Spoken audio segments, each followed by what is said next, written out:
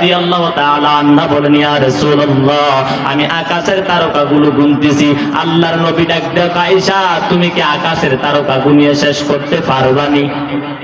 এই ভাগ দিয়ে আম্মা জান আয়েশা রাদিয়াল্লাহু তাআলা আনহা প্রশ্ন করলেন, ইয়া রাসূলুল্লাহ, ইয়া হাবিবাল্লাহ, গো নবীজি, তাহলে বলেন আকাশে যেহেতু এত পরিমাণ তারকা, তাহলে আকাশের তারকা পরিমাণ নেক আমল আছে কার আমল নামায়? আল্লাহর নবী ডাক দিয়ে কয়, আয়েশা, আকাশের তারকা পরিমাণ নেক আমল আছে আমার সাহাবী হযরত ওমর রাদিয়াল্লাহু তাআলা আনহুর আমল নামায়। আপনাদের কাছে মনে হয় কম মনে হইতেছে? পৃথিবীর জমিন থেকে 13 লক্ষ গুণ বড় সূর্য, পৃথিবীর জমিন থেকে 9 লক্ষ গুণ বড় হলো চন্দ্র। আরে সূর্য, যে সূর্যটা পৃথিবীর চেয়ে 13 লক্ষ গুণ বড় সূর্য, ওই সূর্যের চেয়ে 27 লক্ষ গুণ বড় একটা তারকা। বাড়িতে বড় বলেন, মুহাব্বতে বলেন সুবহানাল্লাহ। তাহলে আল্লাহর নবী জানাইলেন, হে আয়েশা শোনো, আকাশের তারকা পরিমাণ নেক আমল আছে আমার সাহাবী হযরত ওমর রাদিয়াল্লাহু তাআলা আনহুর আমল নামায়। সঙ্গে সঙ্গে আম্মা জান আয়েশা রাদিয়াল্লাহু তাআলা আনহার মুখটা মলিন হয়ে গেলেন, কারণ এবার নবীজি হাত মুবারক দিয়ে আম্মা জান আয়েশা রাদিয়াল্লাহু তাআলা আনহা থুতু মুবারক ধরিয়ে উপরের দিকে চাওয়াইলেন, বললেন, আয়েশা রাগ করছো? বুঝেছি বুঝেছি, তোমার বাবা আবু বকরের নামটা কেন বললাম না? আল্লাহর নবী ডাক দেয়া কয়, আয়েশা, তুমি তো তোমার বাবা আবু বকরকে তুমি চিনো না রে আয়েশা, তুমি তোমার বাবা আবু বকরকে তুমি চিনো না রে আয়েশা। যেই আবু বকর এত দামি, এত দামি, তোমার বাবা আবু বকরের হিজরতের রাতে যে আমল করেছেন, যে কাজ করেছেন, উমরের সারা জিন্দেগির আমল এক পাল্লায় যদি দেওয়া হয়, আর তোমার বাবা আবু বকরের হিজরতের রাতের আমল যদি এক অপর পাল্লায় দেওয়া হয়, তোমার বাবা আব্দুল কাদের জিলানী রাহমাতুল্লাহ আলাইহি, তার বাবা ছিলেন আবু সালেহ জঙ্গি মুসা রাহমাতুল্লাহ আলাইহি, এবং তার মা হলেন হাফেজা উম্মুল খায়ের ফাতেমা। তো আব্দুল কাদের জিলানী রাহমাতুল্লাহ আলাইহি তিনি যখন তার মায়ের রেহেমে গর্ভে চলে আসলেন, আগে যা কোরআন তেলাওয়াত মা করতেন, আব্দুল কাদের জিলানী রাহমাতুল্লাহ আলাইহি গর্ভে আসার পরে মা আগের তুলনায় এখন আরো কোরআন তেলাওয়াত বাড়াই দিয়েছে। যেমন আমগর দেশের মা বোনেরা সন্তান গর্ভে আসলে কি করবে দিশ পায় না, টাইম কিভাবে কাটাইবে দিশ পায় না। টিকটক দেখে, ফেসবুক চালায়, রিলস ভিডিও দেখে, ইউটিউব এগুলো চালিয়ে সময় পার করে, কথা ঠিক? আর যদি কোনো মা সন্তান গর্ভে নিয়ে কোরআন তেলাওয়াতের আমল করতেন, সূরাতুল ইখলাসের আমলটাও যদি করতেন, কারণ মদিনাওয়ালা নবী হাদিসের বর্ণনা, জমিনের মধ্যে যদি কোনো বান্দা বিসমিল্লাহ সহকারে একবার সূরাতুল ইখলাস যদি কোনো বান্দা পাঠ করে নেই, ওই বান্দার আমলনামায় 10 পারা কোরআন খতমের সওয়াব আল্লাহ দিয়ে দেয়। আবার যদি কোনো বান্দা বিসমিল্লাহ সহকারে সূরাতুল ইখলাস 3 বার পাঠ করে নেয়, তাহলে ওই বান্দার আমলনামায় পুরা 30 পারা কোরআন খতমের সওয়াব আল্লাহ দান করেন। আবার মদিনাওয়ালা নবী বলেন, তাফসিরে জালালাইন যারা পড়ছেন তারাও জানেন, মদিনাওয়ালা নবী বলেন, যদি কোনো বান্দা সূরাতুল ইখলাস প্রত্যেক ফরজ নামাজের পরে 10 বার করে পাঠ করে, কয়বার? 10 বার করে যদি কোনো বান্দা পাঠ করেন, ওই বান্দা তার ইন্তেকালের পরে, মদিনাওয়ালা নবী বলেছেন, ওই বান্দা ইন্তেকালের পরে জিবরাইল আমিন সহ 70,000 ফেরেশতা তার জানাজারে শরীক হবেন। আবার মদিনাওয়ালা নবী বলেন, যদি কোনো বান্দা বিসমিল্লাহ সহকারে সূরাতুল ইখলাস 100 বার পাঠ করে, 100 বার পাঠ করে, ওই বান্দার আমলনামা থেকে 50 বছরের গুনাহগুলো আমার আল্লাহ মাফ করে দেয়। এখন মা যদি সন্তান গর্ভে নিয়ে স্টার জলসা, টিউব ম্যাট, ফেসবুক চালাইয়া সময় না নষ্ট করতেন, মনে রাখবেন যে মা তার সন্তান গর্ভে নিয়ে স্টার জলসা, জি বাংলা, ফেসবুক, ইউটিউব চালাইয়া সময় পার করে ভাই, ওই ঘর থেকে যত সন্তান হবে হইতে 30 জন্মই তো বাউল আবুল সরকার। কথা ঠিক না বেঠিক? কারণ ওই ঘরে ভালো সন্তান আশা করা যায় না। আল্লাহর কসম করে বললাম, শুনে রাখেন, যেই মা তার সন্তানকে গর্ভে নিয়ে স্টার জলসা, ফেসবুক চালাইয়া এগুলো দেখে, রিলস ভিডিও দেখে সময়টারে কাটাইয়া দিছে, ফলাফল কি হয় রে ভাই? দেখবেন ওই সন্তানটা পৃথিবীর জমিনে যখন ভূমিষ্ঠ হয়, ওই সন্তানটাও মোবাইলে কার্টুন দেখা ছাড়া খাবার খায় না। কথা ঠিক? কিন্তু আব্দুল কাদের জিলানী রহমাতুল্লাহ আলাইহির মা উম্মুল খায়ের ফাতেমা হাফেজা আগে কুরআন যা তেলাওয়াত করতেন, সন্তান আব্দুল কাদের জিলানী রহমাতুল্লাহ আলাইহি গর্ভে আসার পরে মা আগের তুলনায় এখন আর কুরআন তেলাওয়াত বাড়ায় দিচ্ছে। ফলাফল কি হয়েছেন? আব্দুল কাদের জিলানী রাহমাতুল্লাহ আলাইহি মায়ের কোলে থেকে 18 পারা কোরআনের হাফেজ। আবার আমরা ইমাম মালিক রাহমাতুল্লাহ আলাইহির প্রশংসা আমরা করি, মালিক ইবনে দিনার রাহমাতুল্লাহ আলাইহির প্রশংসা করি। মালিক ইবনে দিনার রাহমাতুল্লাহ আলাইহি নদী পথে যাচ্ছেন, হঠাৎ নদীর মাঝখানে যাওয়ার পরে, সাগরের মধ্যখানে যাওয়ার পরে মাঝি ডাকতে কয়, হুজুর টাকা দেন। মালিক ইবনে দিনার রাহমাতুল্লাহ আলাইহি বলেন, আমার কাছে মাঝি টাকা নাই, তবে আজকে না অন্যদিন দেখা হলো তোমার টাকাটা আমি পরিশোধ করে নিব। মাঝি বলেন, না না চলবে না। মাঝি খারাপ আচরণ করা শুরু করলেন। বলেন তো, আল্লাহর ওলি যারা হয় তাদের সাথে আল্লাহর সম্পর্ক আছে না নাই? আর মুহাব্বত বলেন আছে না নাই? মালিক ইবনে দিনার রাহমাতুল্লাহ আলাইহি আল্লাহর কাছে দোয়া করলেন, মালিক, দিনারের জন্য মাঝি আমার সাথে খারাপ আচরণ করতেছেন। মালিক ইবনে দিনার রাহমাতুল্লাহ আলাইহি মুনাজাত থেকে হাতটা নামাইয়া দেখেন নদীর চতুর্পাশে সাগরের হাজার হাজার মা তাদের টুটে করে দিনার নিয়ে সামনে হাজির। মালিক ইবনে দিনার রাহমাতুল্লাহ আলাইহি সেখান থেকে একটা দিনার তুলে মাঝিরে দিয়া বললেন, মাছদেরকে বললেন চলে যাও। সেদিন থেকে তার নামে লকব লাগে মালিক ইবনে দিনার রাহমাতুল্লাহ আলাইহি। আবার ইমাম মালিক রাহমাতুল্লাহ আলাইহির প্রশংসা আমরা করি। ইমাম মালিক রাহমাতুল্লাহ আলাইহি 40 বছর মক্কার জমিনে থেকে মদিনার জমিনে হিজরত করলেন। মদিনার জমিনে হিজরত করার পরে, মদিনাতে যাওয়ার পরে তার দিলের মধ্যে তামান্না, দিলের মধ্যে ইচ্ছা আসা শুরু হয়ে গেল, মদিনার জমিনটা বড় দামি জমিন, আমি আর কোনোদিন মদিনার জমিন থেকে বাহিরে বের হব না, আর কোনোদিন অন্য জায়গায় যাব না, কারণ মদিনার জমিনটা বড় দামি জমিন। মদিনার জমিনের মধ্যে আমার নবীজির রওজা আছেন, সাহাবায়ে কেরামের রওজা আছেন। অতএব আমি ইমাম মালিকের ইচ্ছাটা মদিনার জমিনে যাতে আমার মরণ হয়, কারণ ইমাম মালিক তো ওই ইমামের নাম যার ইলমের হালত যেমন ছিলেন, আবার আমলের হালত তেমন ছিলেন। ইমাম মালিক ভালো করে জানেন নেককার বান্দাদের কবরের পাশে শোয়া লাভ আছেন। কেন, কেমন লাভ? দেখবেন যে কবরটা নেককার বান্দাদের সাথে যদি কোনো বদকার বান্দার কবর হয়, নেককারের কারণে অনেক বদকার মানুষের কবরের আযাব আল্লাহ মাফ করে দেয়। কিন্তু আমরা তো মগা, মনের মধ্যে অহংকার ঢুকাইছে, আমার জায়গা জমির অভাব নাই, সম্পদের অভাব নাই, কেন ওই গুরুস্থানে আমার কবর করা লাগবে, আমার বাড়ির পাশে কবর দিয়া রাখবা। এ ভাই, এখন তোমার টাকা পয়সা আছে, তোমার ছেলে মেয়ে আছে, ওরা যখন বড় হওয়ার পরে জায়গা জমির সংকট হবে, দেখবা বাথরুমের পাইপের লাইনটা তোমার কবরের পাশ দিয়ে যা। বাস্তব না অবাস্তব? কি দেখেন নাই? এমন কবর দেখেন নাই? ইমাম মালিক রাহমাতুল্লাহ আলাইহির দিলের মধ্যে তামান্না, মদিনার জমিনের মধ্যে যাতে আমার কবর হয়, কারণ মদিনার জমিনের মধ্যে যদি আমার কবর হয়, তাহলে হাশরের ময়দানে, কিয়ামতের ময়দানে নবীর সাথে সাহাবায়ে কেরামের সাথে হাশরের ময়দানে হাজির হতে পারবো।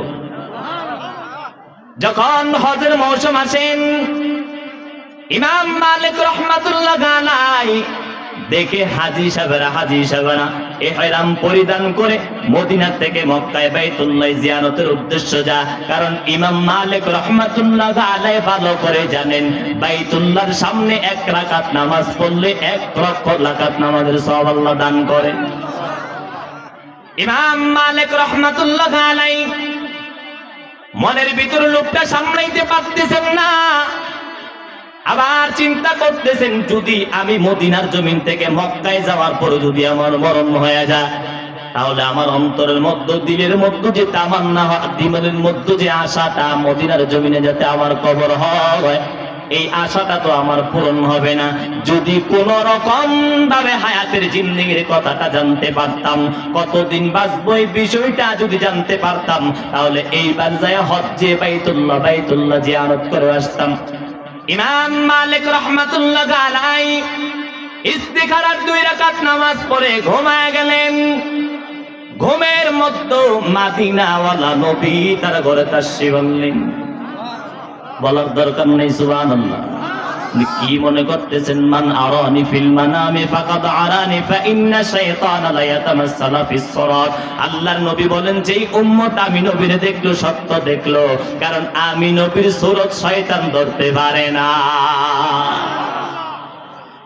স্বপ্নে ইমাম মালিকের ঘরের দরওয়াজায় নবী হাজির। ইমাম মালিক নবীজির হায়াতের কথা জিজ্ঞেস করলেন। মদিনাওয়ালা নবী হাতের 5টা আঙ্গুল দেখায় নবী চলে গেলেন। ইমাম মালিক রাহমাতুল্লাহ আলাইহির ঘুমটা ভেঙে গেলেন। এবার টেনশন আগে যা ছিল এখন আর দ্বিগুণ বাইরে গেলেন, কারণ এখন মদিনাওয়ালা নবী 5টা আঙ্গুল দেখাইয়া গেছেন 5 দিন বাঁচবো না, 5 বছর বাঁচবো না, 5 ঘন্টা বাঁচবো না, 5 সপ্তাহ বাঁচবো। টেনশন আরো বেশি হয়ে গেল। এবার ইমাম মালিক রাহমাতুল্লাহ আলাইহি টেনশনের মধ্যে আছেন।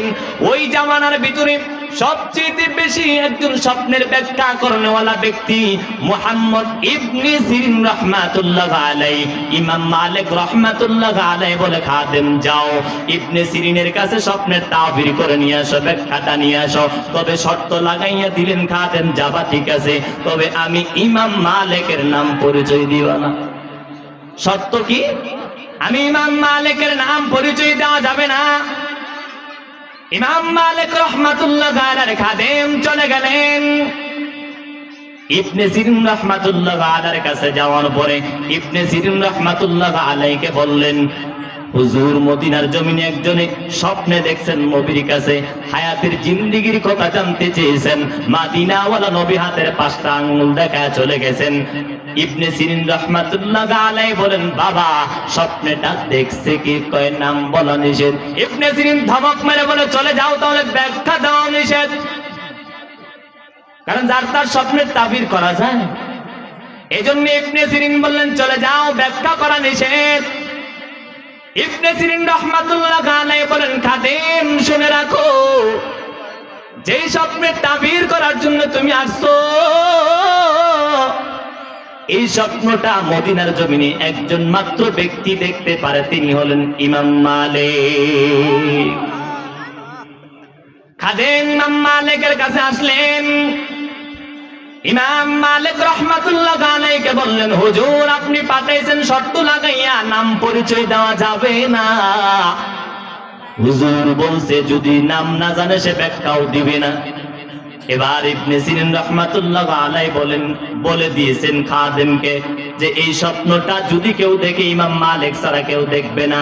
খাদেম ডাকদা কয়, হুজুর তবে আসার সময় ইবনে সিরিন বলেছেন মদিনার জমিনের মধ্যে একজন মাত্র ব্যক্তি স্বপ্নটা দেখতে পারেন, আপনি হলেন ইমাম মালিক, তার নামটাই বলছেন।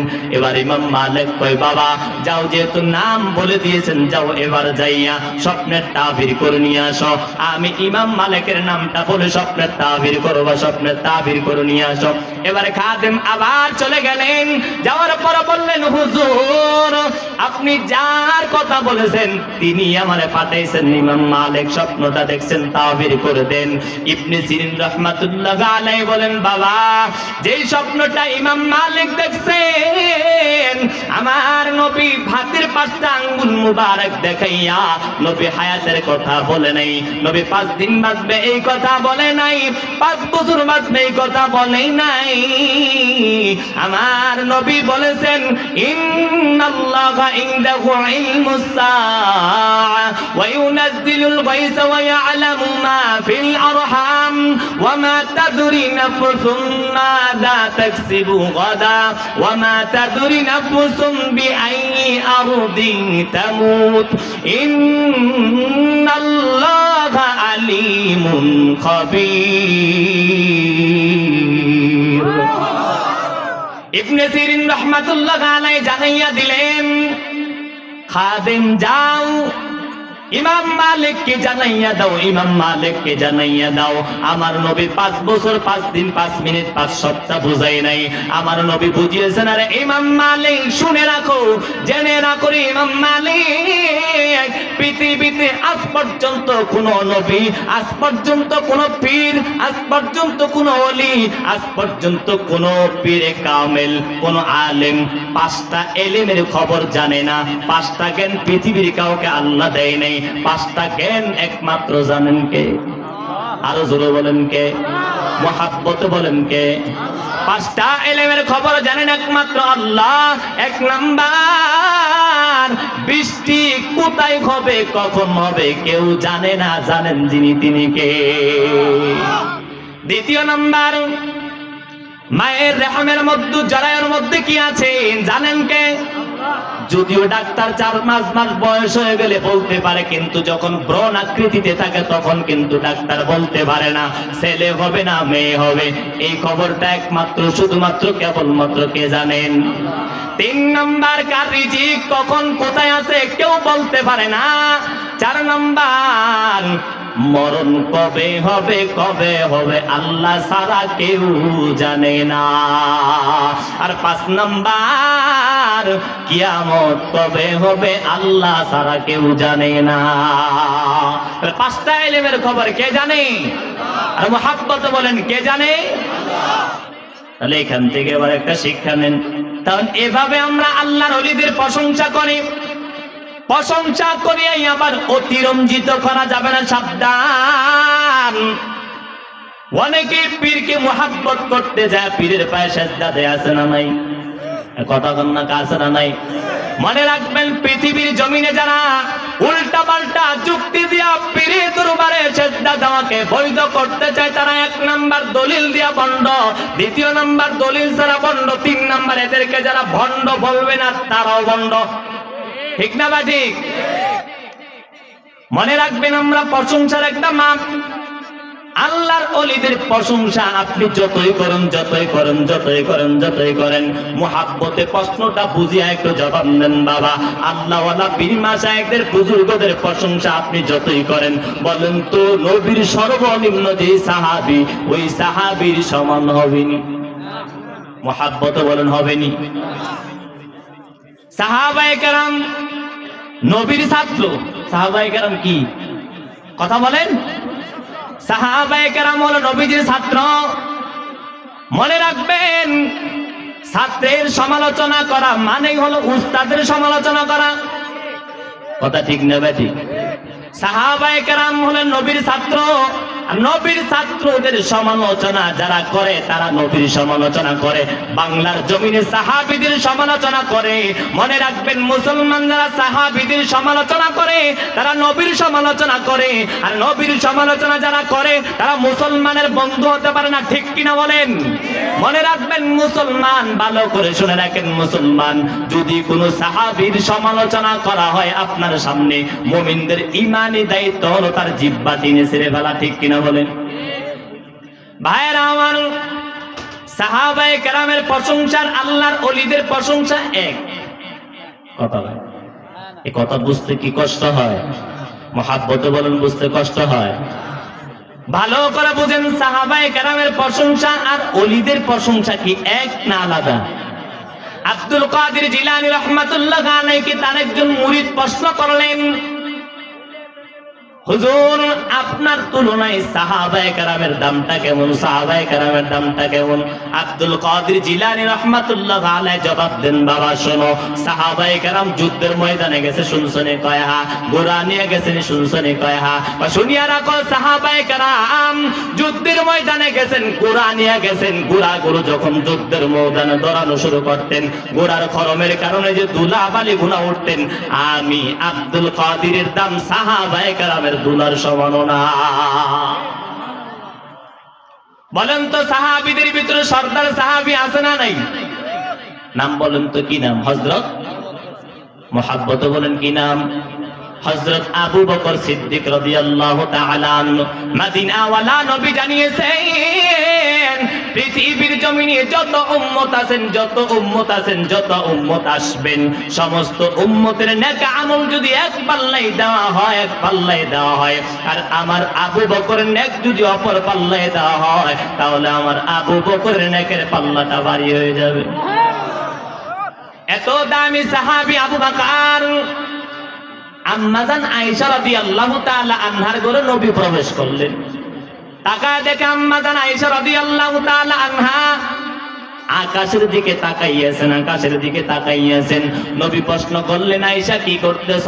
আম্মাজান আয়েশা রাদিয়াল্লাহু তাআলা আনহা বলেন, ইয়া রাসূলুল্লাহ, আমি আকাশের তারকাগুলো গুনতেছি। আল্লাহর নবী ডাক দেন, আয়েশা তুমি কি আকাশের তারকা গুনিয়ে শেষ করতে পারবানি? এই ভাগ দিয়ে আম্মাজান আয়েশা রাদিয়াল্লাহু তাআলা আনহা প্রশ্ন করলেন, ইয়া রাসূলুল্লাহ, ইয়া হাবিবাল্লাহ, গো নবীজি, তাহলে বলেন আকাশে যেহেতু এত পরিমাণ তারকা, তাহলে আকাশের তারকা পরিমাণ নেক আমল আছে কার আমল নামায়? আল্লাহর নবী ডাক দিয়ে কয়, আয়েশা, আকাশের তারকা পরিমাণ নেক আমল আছে আমার সাহাবী হযরত ওমর রাদিয়াল্লাহু তাআলা আনহুর আমল নামায়। আপনাদের কাছে মনে হয় কম মনে হইতেছে? পৃথিবীর জমিন থেকে 13 লক্ষ গুণ বড় সূর্য, পৃথিবীর জমিন থেকে 9 লক্ষ গুণ বড় হলো চন্দ্র। আরে সূর্য, যে সূর্যটা পৃথিবীর চেয়ে 13 লক্ষ গুণ বড় সূর্য, ওই সূর্যের চেয়ে 27 লক্ষ গুণ বড় একটা তারকা। বাড়িতে বড় বলেন মুহাব্বত বলেন সুবহানাল্লাহ। তাহলে আল্লাহর নবী জানাইলেন, হে আয়েশা শোনো, আকাশের তারকা পরিমাণ নেক আমল আছে আমার সাহাবী হযরত ওমর রাদিয়াল্লাহু তাআলা আনহুর আমল নামায়। সঙ্গে সঙ্গে আম্মাজান আয়েশা রাদিয়াল্লাহু তাআলা আনহার মুখটা মলিন হয়ে গেলেন। কারণ এবার নবীজি হাত মুবারক দিয়ে আম্মাজান আয়েশা রাদিয়াল্লাহু তাআলা আনহার থুতু মুবারক ধরিয়ে উপরের দিকে চাওয়াইলেন। বললেন, আয়েশা রাগ করছো? বুঝেছি বুঝেছি, তোমার বাবা আবু বকরের নামটা কেন বললাম না? আল্লাহর নবী ডাক দেয়া কয়, আয়েশা, তুমি তো তোমার বাবা আবু বকরকে তুমি চিনো না রে আয়েশা, তুমি তোমার বাবা আবু বকরকে তুমি চিনো না রে আয়েশা। যেই আবু বকর এত দামি, এত দামি, তোমার বাবা আবু বকরের হিজরতের রাতে যে আমল করেছেন, যে কাজ করেছেন, উমরের সারা জিন্দেগির আমল এক পাল্লায় যদি দেওয়া হয়, আর তোমার বাবা আবু বকরের হিজরতের রাতের আমল যদি এক অপর পাল্লায় দেওয়া হয়, তোমার বাবা আবু বকরের নেকের পাল্লাটা ভারী হবে। এত দামি সাহাবী আবু বকর। আয়েশা, তুমি তোমার বাবা আবু বকরকে চিনো না? যেই আবু বকরকে আমার আল্লাহ নিজে সালাম জানিয়েছেন। তাবুকের যুদ্ধে যাবেন রাহমাতুল লিল আলামিন, খেজুরের মৌসুম, নবীজি সাহাবায়ে কেরামদেরকে বললেন, সাহাবায়ে কেরাম তাবুকের যুদ্ধে যাব, যার যার সামর্থ্য অনুযায়ী দান করবেন, সবাই বেশি বেশি করে দান করার চেষ্টা করবেন। নবীজি সাহাবীদেরকে জানায় দিলেন, সাহাবায়ে কেরাম যার যার সামর্থ্য অনুযায়ী দান করলেন। হযরত উমর রাদিয়াল্লাহু তাআলা আনহু সম্পদের অর্ধেকটা দান করলেন, হযরত উসমান রাদিয়াল্লাহু তাআলা আনহু 10,000 সোয়ারি এবং সম্পদের অর্ধেক দান করলেন, আলী রাদিয়াল্লাহু তাআলা আনহু সম্পদের অর্ধেকটা দান করলেন। সকল সাহাবী দান করার পরে মালগুলো এক জায়গায় রাখার পরে রাহমাতুল লিল আলামিন এবার বসিয়া দোয়া করবেন। এমন অবস্থায় নবীজি বললেন, সাহাবীরা কে কি নিয়ে আসছেন জিজ্ঞাসা করলেন। নবী বললেন, উসমান আপনি কি নিয়ে আসছেন? উসমান বলে, ইয়া রাসূলুল্লাহ আমি আমার সম্পদের অর্ধেক নিয়ে আসছি, 10,000 সোয়ারি আমি দান করছি। নবী উমরকে বললেন, উমর কি নিয়ে আসছেন? উমর ডাক দিয়ে কয়, ইয়া রাসূলুল্লাহ আমি আমার সম্পদের অর্ধেকটা নিয়ে আসছি। আলীকে বললেন, আলী আপনি কি নিয়ে আসছেন? আলী কয়, ইয়া রাসূলুল্লাহ আমি আমার সম্পদের এই নিয়ে আসছি। কিন্তু নবীজি আবু বকরকে আর জিগায় না, সমস্ত সাহাবীদেরকে জিজ্ঞাসা করার পর আমার নবী ডাক দিয়ে কয়, আবু বকর আপনি বাড়ির মধ্যে কি রাইখা আসছেন? আল্লাহু আকবার। এই আবু বকর আপনি বাড়ির মধ্যে কি রাখছেন? আবু বকর চোখের পানি ছেড়ে দিয়ে ডাক দেয়া কয়, নবী আপনি জানেন গো নবী আমি আবু বকর বড় গরিব মানুষ, নবী আপনি ভালো করে জানেন। ও নবী আমি আবু বকর ঘরে জানু দিয়া হাড্ডি পাতিল চামিজ বডিটা পর্যন্ত ঘরের বালি ধুলা কণাগুলা পর্যন্ত আমি আবু বকর ঝাড়ু দিয়া নিয়ে আসছি। জুড়ে বলেন আল্লাহু আকবার। মদিনাওয়ালা নবী কান্না শুরু করছেন, সাহাবায়ে কেরাম মনে করছেন, উমর মনে করছেন আজকে মনে হয় নবীজি স্পেশাল দোয়াটা আমার জন্য করবেন। কিন্তু আবু বকরের জিতে সকল সাহাবীদের মাথাটা নত হয়ে গেল। আবু বকর এমন ত্যাগ কেমনে করলেন?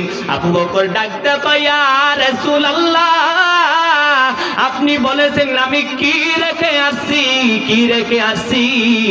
ও নবী শুনেন, আমি আমার ঘরের মধ্যে আমার আল্লাহ আমার নবীর রাইখা আসছি। জুড়ে বলেন আল্লাহু আকবার। আবু বকর কান্না করতেছেন, তখনই জিবরাইল আমিন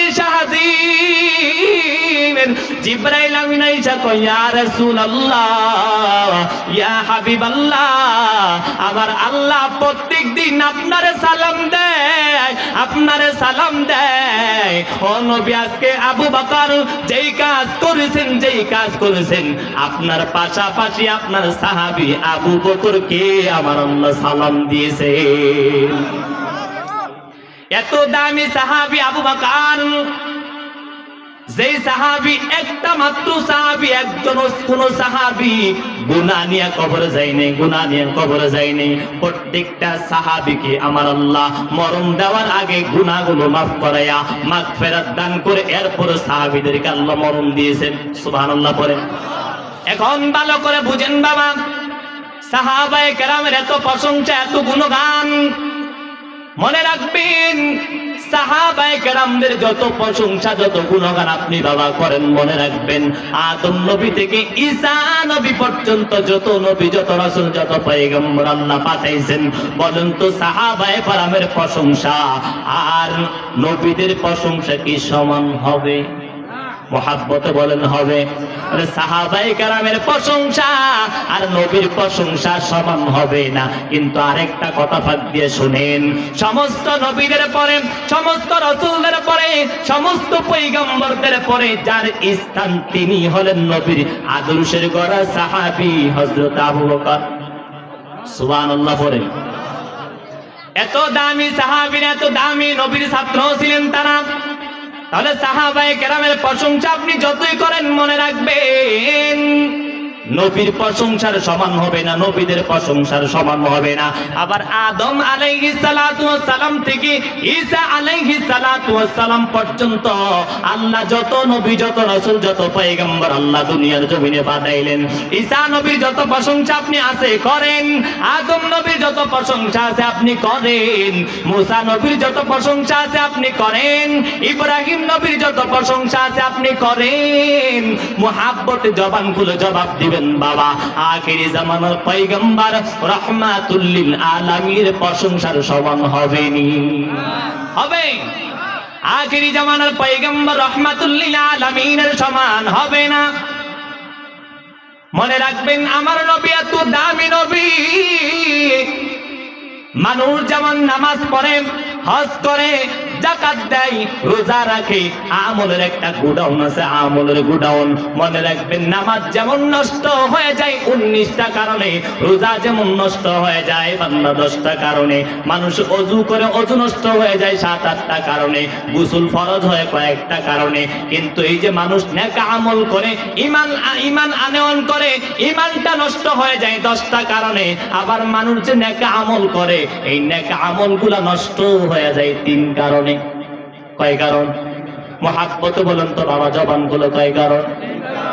3টা কারণে মানুষের জীবনের যত নেক আমল আছে সব আমল নষ্ট হয়ে যায়। তার মধ্যে আমার তেলাওয়াতকৃত আয়াতের মধ্যে একটা আছে, সূরা হুজরাতের 2 নম্বর আয়াত তেলাওয়াত করেছি। আমার আল্লাহ বলেছেন, ইয়া আইয়ুহাল্লাযীনা আমানু লা তারফা'উ আসওয়াতাকুম ফাওকা সাওতিন নাবিয়্যি ওয়া লা তাজহারু লাহু বিল কওলি কাজাহরি বা'দিকুম লিবা'দিন আন তাহবাতা আমালুকুম ওয়া আনতুম লা তাশউরুন। আল্লাহ বলেন, ঈমানদার যারা আছো শোনো, তোমরা নিজেদের মধ্যে যেরকম বড় কথা কথোপকথন করো, কথা বলো, আমার নবীর সামনে এরকম কথা বলিও না, আমার নবীর সাথে এরকম ভাবে তোমরা কথা বলিও না। আর একটা জিনিস বুঝো, তোমরা নিজেরা নিজেদের মতো যেরকম ভাবে কথা বলো, আমার নবীর কণ্ঠস্বরের সাথে যাতে তোমাদের কণ্ঠ উঁচু না হয়। মনে রাখবেন, যদি নবীর সাথে যদি বেয়াদবি হয়ে যায়, আনতাহবাতা আমালুকুম, আল্লাহ বলেন ওই বান্দার জীবনের যত নেক আমল আছেন সব আমল আমার আল্লাহ জিরো বানায় দিবে। যদি কেউ নবীর শানে বেয়াদবি করে কি হবে? তাহলে জিকির করেন তো, লা ইলাহা ইল্লাল্লাহ, লা ইলাহা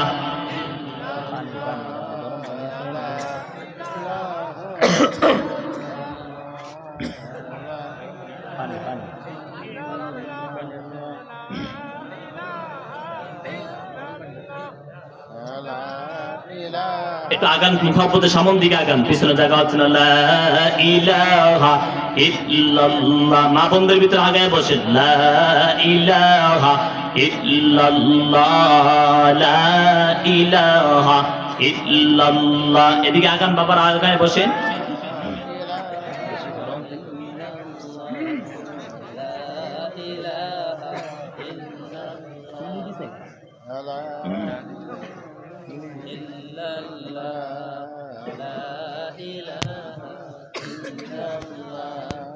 لا إله إلا الله، لا إله إلا الله، لا إله إلا الله محمد رسول الله صلى الله عليه وسلم।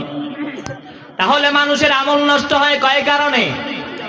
3 কারণে মানুষের নাকি আমলগুলো নষ্ট হয়ে যায়। তার ভিতরে 1 নাম্বার হলেন, আমার নবীর শানে, নবীর সাথে যদি কেউ বেয়াদবি করে, ওই বান্দার জীবনের যত আমল আছে সব আমল আমার আল্লাহ নষ্ট করে দেয়। নবীর শানে বেয়াদবি করলে কি হয় শোনেন। পয়গম্বর মূসা আলাইহিস সালাতু ওয়াস সালামের জামানায় পয়গম্বর মূসা নবীর একজন ছিলেন তাওরাত কিতাবের পণ্ডিত, নাম হলো হারিস। কি নাম? মুহাব্বত বলেন কি নাম? তিনি হলেন তাওরাত কিতাবের পণ্ডিত। তাওরাত কিতাব যখন অধ্যয়ন করেন, বারবার পৃষ্ঠা উল্টায় আর তাকাইয়া দেখে একজন নবীর নাম পাওয়া যায়। এবার তাওরাত কিতাবের পণ্ডিত হারিস মূসা নবীর কাছে যে বলেন, ও পয়গম্বর মূসা, আপনি আল্লাহর পয়গম্বর নি? বলে হ্যাঁ। আপনার উপরে আল্লাহ তাওরাত কিতাব নাজিল করেছেন নি? কয় হ্যাঁ।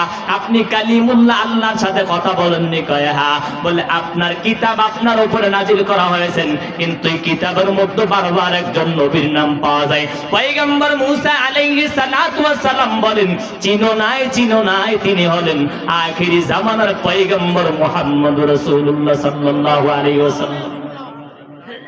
তাওরাত কিতাবের পণ্ডিত হারিস নামগুলো পায় আর কলম দিয়ে কাটেন।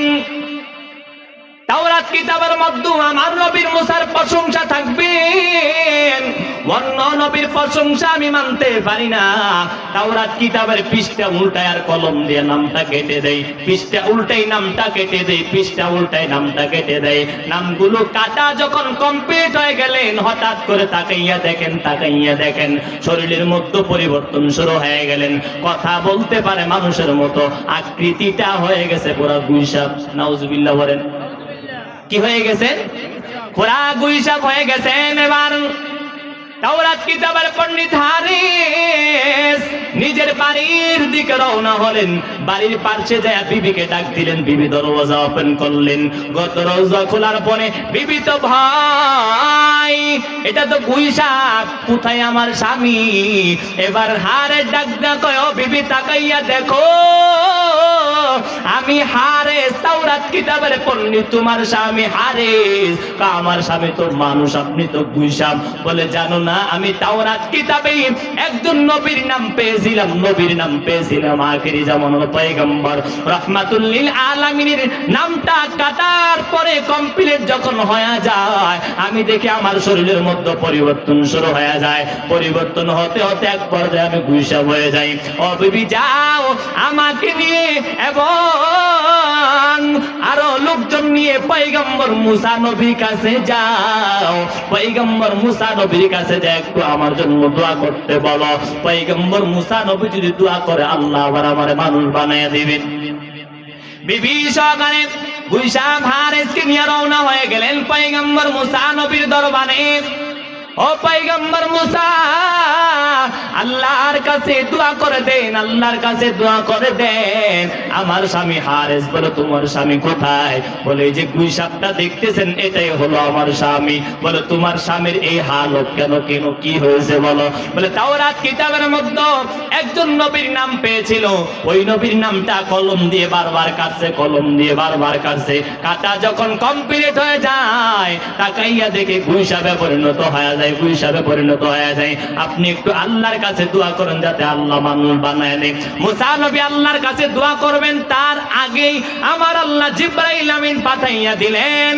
এ জিবরাইল জানাইয়া দাও, মুসা নবীর জানাইয়া দাও, মুসা নবী যদি আমি আল্লাহর কাছে দোয়া করে, দোয়া কবুল হবে না। জিবরাইল আমিন ডাক দেয়া কয়, ও পয়গম্বর মুসা, আল্লাহর কাছে আপনি দোয়া করিয়েন না, আল্লাহর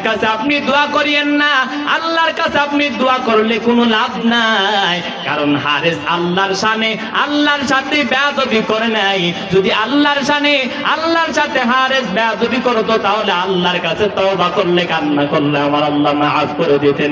কিন্তু হারেস যেহেতু নবীর সাথে বেয়াদবি করেছেন, এবার জিবরাইল আমিন ডাক দেয়া কয়, মুসা নবী শোনেন, আমার আল্লাহ জানিয়েছেন ক্ষমাটা যদি পাইতেই হয়, মাফ যদি চাইতেই হয়, তাহলে আখিরি জামানার পয়গম্বর মুহাম্মদ রাসূলুল্লাহ সাল্লাল্লাহু আলাইহি ওয়াসাল্লামের কাছে যাইয়ে ক্ষমা চাওয়া লাগবে। আল্লাহু আকবার বলেন। ঘটনা হয়েছে মুসা নবীর জামানায়। ঈসা নবীর 500 বছর পরে আমাদের নবী দুনিয়ার জমিনে আসবেন। এবার হারেস তাওরাত কিতাবের পণ্ডিত কান্না করা শুরু করলেন, ও পয়গম্বর মুসা, আমি জাহান্নামের আসামি হয়ে মরতে চাই না, আপনি একটু আল্লাহর কাছে দোয়া করে দেন। আল্লাহর কথার উপর তার কথা বলা যায় না, আপনি একটু আল্লাহর কাছে দোয়া করে দেন, আল্লাহ পাক যাতে আখেরি নবী আসার আগ পর্যন্ত আমার হায়াতের জিন্দেগিটা আল্লাহ লম্বা করে দেয়, বাড়াইয়া দেয়। পয়গম্বর মুসা নবী এবার আল্লাহর কাছে দোয়া করলেন, মালিক, হারে জাহান্নামের আসামি হয়ে মরতে চায় না, ও আল্লাহ, আপনি তার হায়াতের জিন্দেগিটা আখেরি জামানার পয়গম্বর দুনিয়াতে আসার আগ পর্যন্ত বাড়াইয়া দেন। আল্লাহ বলেন, পয়গম্বর মুসা, এইবার যে দোয়াটা করছো, আমি আল্লাহ সেই দোয়াটা কবুল করে নিলাম। এবার বহু লম্বা ঘটনা সামনে শুনেন। মুসা নবীর জামানার ঘটনা। এবার আখেরি জামানার পয়গম্বর দুনিয়াতে আসলেন। আসার পরেও তো আর ওপেন হয়ে যায় না, নবুয়ত প্রকাশ হয়েছে 40 বছর বয়সের পরে। এবার 40 বছর বয়সের পরে যখন নবুয়ত প্রকাশ হইলেন, ওই সময় এবার মদিনার জমিনে হারেস নবী হলেন মক্কার জমিনে। হারেসের কাছে খবর মদিনার জমিনে রহমাতুল লিল আলামিন আছে, আখিরি জামানার পয়গম্বর। 6 মাস মদিনার জমিন থেকে বুকের উপরে ভর করে করে করে করে এবার মদিনার জমিন থেকে মক্কার জমিনে হারেস গেলেন। যাওয়ার পরে আবু জেহেলের বাড়ির কিনারে একটু দাঁড়াইয়া শুয়ে শুয়ে রেস্ট নিচ্ছেন, আরাম করতেছে। ঘুমায় গেলেন। এক পর্যায়ে হারেস ঘুমিয়ে যাওয়ার পর গুইসাব ঘুমায় আছেন আবু জেহেলের দরওয়াজার সামনে। আবু জেহেল ঘুম থেকে উঠিয়া সকালবেলা দেখেন ঘরের দরওয়াজার সামনে বিশাল আকৃতির একটা গুইসাপ, লাঠি একটা হাতি নিয়ে গুইসাপের উপর আঘাত করা শুরু করলেন। গুইসাপ হারেস তাওরাত কিতাবের পণ্ডিতের ঘুম ভাঙিয়া গেলেন। ডাক দিয়া কয়, ও আবু জেহেল, আমারে মাইরো না, মাইরো না, মাইরো না। আমি কিন্তু আসলে গুইসাপ না, গুইসাপ না, গুইসাপ না। আমি হলাম তাওরাত কিতাবের পণ্ডিত, আমার নাম হারেস। আমি আসছি রহমাতুল লিল আলামিনের দরবারে ক্ষমা পাওয়ার জন্য, ক্ষমা পাওয়ার জন্য। আমারে তুমি মাইরো না।